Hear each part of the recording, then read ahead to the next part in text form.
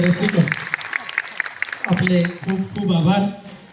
या ठिकाणी महासूर्य या महानाट्याचा प्रयोग संपन्न झालेला आहे। आपण शेवटपर्यंत या महानाट्याला बऱ्यापैकी उपस्थित